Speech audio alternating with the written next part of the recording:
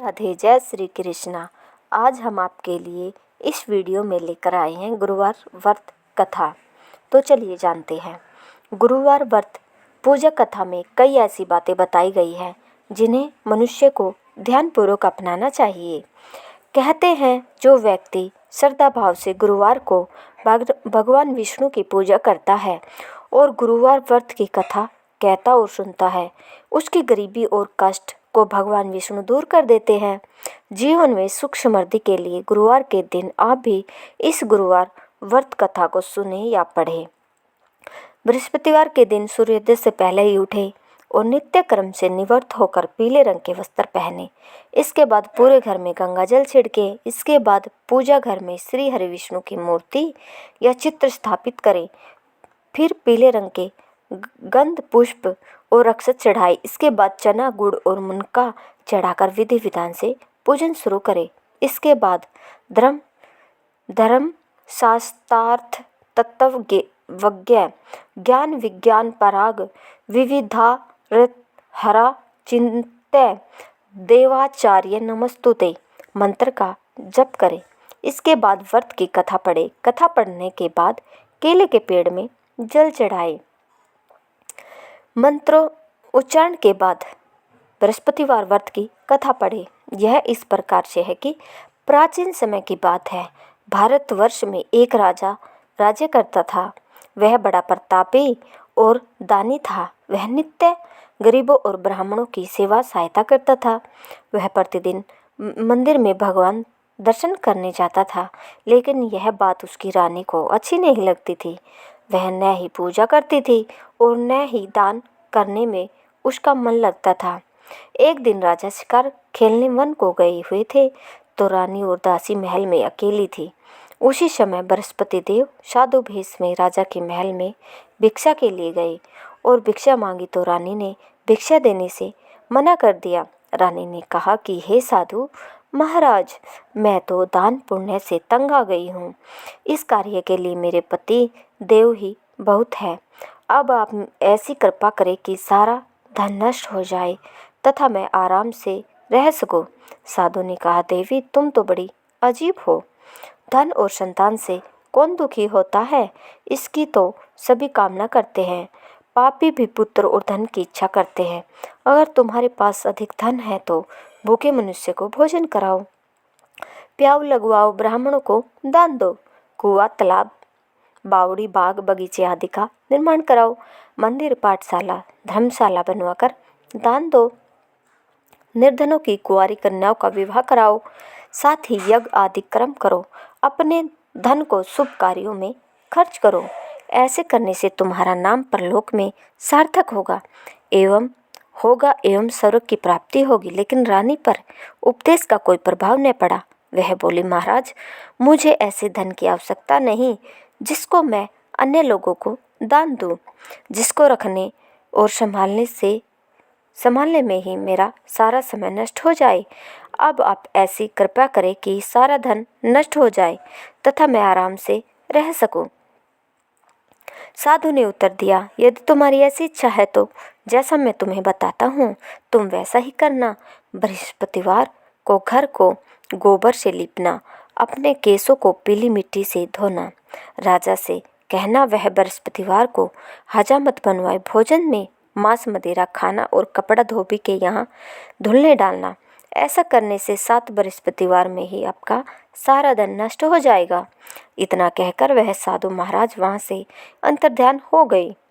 इसके बाद रानी ने वही किया जो साधु ने बताया था। 3 बृहस्पतिवार ही बीते थे कि उसका समस्त धन संपत्ति नष्ट हो गया और भोजन के लिए राजा रानी तरसने लगे। तब एक दिन राजा ने रानी से कहा कि तुम यहाँ पर रहो, मैं दूसरे देश में चाकरी करने के लिए चला जाऊं, क्योंकि यहाँ पर मुझे सभी मनुष्य जानते हैं, इसलिए कोई कार्य नहीं कर सकता। देश चोरी परदेश भीख बराबर है। ऐसा कहकर राजा प्रदेश चला गया। वहाँ जंगल को जाता और लकड़ी काट कर लाता और शहर में बेचता। इस तरह जीवन व्यतीत करने लगा। इधर राजा के बिना रानी और दासी दुखी रहने लगी। किसी दिन भोजन मिलता और किसी दिन जल पीकर ही रह जाती। एक समय जब रानी और दासियों को 7 दिन बिना भोजन के रहना पड़ा तो रानी ने अपनी दासी से कहा, हे दासी, पास ही के नगर में मेरी बहन रहती है, वह बड़ी धनवान है, तू उसके पास जा आ और 5 सेर बेचर मांग कर ले आ, ताकि कुछ समय के लिए थोड़ा बहुत गुजर बसर हो जाए। दासी रानी के बहन के पास गई। उस दिन बृहस्पतिवार था।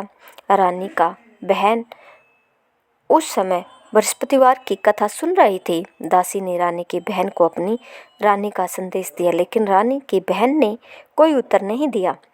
जब दासी को रानी की बहन से कोई उत्तर नहीं मिला तो वह बहुत दुखी हुई। उसे क्रोध भी आया। दासी ने वापस आकर रानी को सारी बात बता दी। सुनकर रानी ने कहा कि दासी, इसमें उसका कोई दोष नहीं है। जब बुरे दिन आते हैं तब कोई सहारा नहीं, अच्छे बुरे का पता विपत्ति में ही लगता है। जो ईश्वर की इच्छा होगी वही होगा। यह सब हमारे भाग्य का दोष है। यह सब कहकर रानी ने अपने भाग्य को कोसा। उधर रानी की बहन ने सोचा कि मेरी बहन की दासी आई थी, लेकिन मैं उससे नहीं बोली, इससे वह बहुत दुखी हुई होगी। कथा सुनकर और पूजन समाप्त कर वह अपनी बहन के घर गई और कहने लगी, हे बहन, मैं बृहस्पतिवार का व्रत कर रही थी, तुम्हारी दासी गई, लेकिन जब तक कथा होती तब तक न उठते हैं और न बोलते हैं, इसलिए मैं नहीं बोली। कहो दासी क्यों गई थी? रानी बोली, बहन, हमारे घर अनाज नहीं था। ऐसा कहते कहते रानी की आंखें भर आई। उसने दासियों समेत 7 दिन तक भूखा रहने की बात भी अपनी बहन को बता दी। इसलिए मैंने दासी को तुम्हारे पास 5 सेर बेझर लेने के लिए भेजा था। रानी की बहन बोली, बहन देखो, बृहस्पति देव सबकी मनोकामना पूर्ण करते हैं। देखो, शायद तुम्हारे घर में अनाज रखा हो। पहले तो रानी को विश्वास नहीं हुआ, परंतु बहन के आग्रह करने पर उसने दासी को अंदर भेजा। दासी घर के अंदर गई तो वहाँ पर उसे एक बड़ा बेझर से भरा मिल गया। उसे बड़ी हैरानी हुई।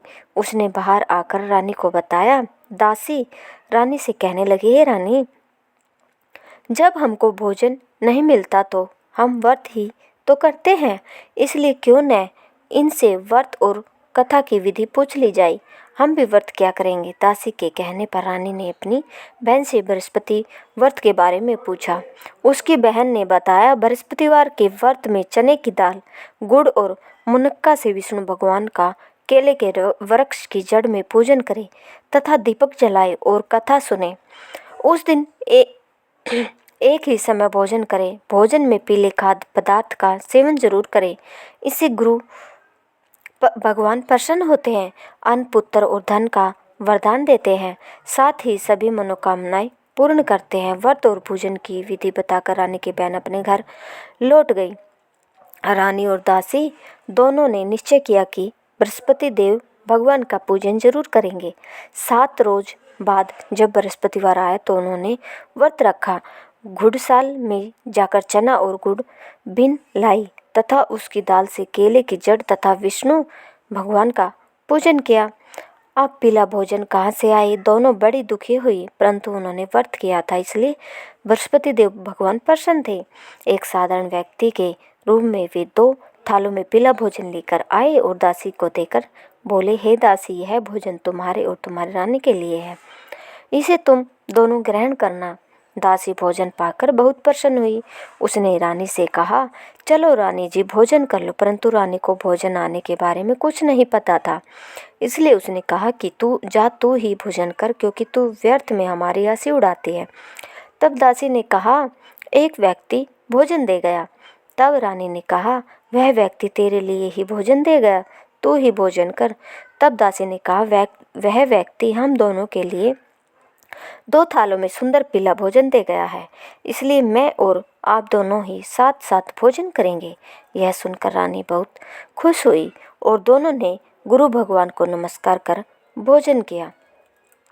उसके बाद से वे प्रत्येक बृहस्पतिवार को गुरु भगवान का व्रत और पूजन करने लगी। बृहस्पति भगवान की कृपा से उनके पास धन हो गया, लेकिन रानी फिर पहले की तरह आलस्य करने लगी।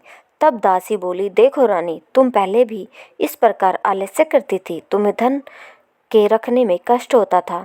इस कारण सभी धन नष्ट हो गया। अब गुरु भगवान की कृपा से धन मिला है तो फिर तुम्हें आलस्य होता है। बड़ी मुसीबतों के बाद हमने यह धन पाया है, इसलिए हमें दान पुण्य करना चाहिए। अब तुम भूखे मनुष्य को भोजन कराओ, प्याऊ लगवा ब्राह्मणों को दान दो, कुआं तालाब बावड़ी बाग बगीचा आदि का निर्माण कराओ, मंदिर पाठशाला और धर्मशाला बनवाकर दान दो, निर्धनों की कुंवारी कन्याओं का विवाह करवाओ, साथ ही यज्ञ आदि कर्म करो। अपने धन को शुभ कार्यों में खर्च करो, जिससे तुम्हारे कुल या यश बढ़े और स्वर्ग प्राप्त हो और पितर प्रसन्न हो। दासी की बात मानकर रानी शुभ कर्म करने लगी। उसका यश फैलने लगा। एक दिन रानी और दासी आपस में विचार करने लगी कि न जाने राजा किस दशा में होंगे। उनकी कोई खोज खबर भी नहीं है। उन्होंने श्रद्धापूर्वक बृहस्पति भगवान से प्रार्थना की कि राजा जहाँ कहीं भी हो शीघ्र वापस आ जाए। उसी रात्रि को बृहस्पति देव ने राजा को स्वप्न में कहा कि हे राजा, उठ, तेरी रानी तुझको याद करती है, अपने देश को लौट जा। राजा प्रातःकाल उठा और जंगल से लकड़ी काटने के लिए जंगल की ओर चल पड़ा। जंगल से गुजरते हुए विचार करने लगा कि रानी की गलती से उसे कितने दुख भोगने पड़े।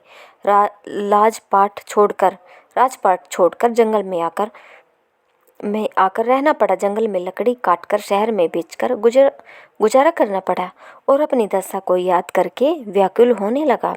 उसी समय राजा के पास बृहस्पति देव साधु के वेश में आकर बोले, हे लकड़हारे, तुम इस सुनसान जंगल में किस चिंता में बैठे हो, मुझे बतलाओ। यह सुन राजा के नेत्रों में जल भर आया। साधु की वंदना कर राजा ने अपनी संपूर्ण कहानी सुना दी। महात्मा दयालु होते हैं। वे राजा से बोले, हे राजा, तुम्हारी पत्नी ने बृहस्पति देव के प्रति अपराध किया था, जिसके कारण तुम्हारी यह दशा हुई है। अब तुम चिंता मत करो, भगवान तुम्हें पहले से अधिक धन देंगे। देखो, तुम्हारी पत्नी ने बृहस्पतिवार का व्रत शुरू कर दिया है। अब तुम भी बृहस्पतिवार के व्रत में चने की दाल, गुड़ और मुनक्का से विष्णु भगवान का केले के वृक्ष की जड़ में पूजन करो तथा दीपक जलाकर कथा सुनो। उस दिन एक ही समय भोजन करना, लेकिन भोजन में पीले खाद्य पदार्थ का सेवन जरूर करना। भगवान तुम्हारी सब मनोकामनाओं को पूर्ण करेंगे। साधु की बात सुनकर राजा बोला, हे प्रभु, लकड़ी बेचकर तो इतना पैसा भई नहीं बचता जिससे भोजन के उपरांत कुछ बचा सकूं। मैंने रात्रि में अपनी रानी को व्याकुल देखा है। मेरे पास कोई साधन नहीं जिससे उसका समाचार जान सकूं। फिर मैं कौन सी कहानी कहूँ, यह भी मुझको मालूम नहीं है। साधु ने कहा, हे राजा, मन में बृहस्पति भगवान के पूजन व्रत का निश्चय करो। विषम तुम्हारे लिए कोई राह बना देंगे। बृहस्पतिवार के दिन तुम रोजाना की तरह लकड़ियाँ लेकर शहर में जाना। तुम्हें रोज से दोगुना धन मिलेगा, जिससे तुम भली भांति भोजन कर लोगे तथा बृहस्पति देव की पूजा का सामान भी आ जाएगा। राजा ने ऐसा ही किया और उसको मनवांछित फल की प्राप्ति हो गई। इस प्रकार जो भी यह कथा पढ़ता है या सुनता है, उसके सभी मनोरथ पूरे होते हैं। अगर आपको हमारी यह कहानी पसंद आई तो प्लीज़ कमेंट में ज़रूर बताएं और हमारे चैनल को लाइक सब्सक्राइब जरूर करें। धन्यवाद।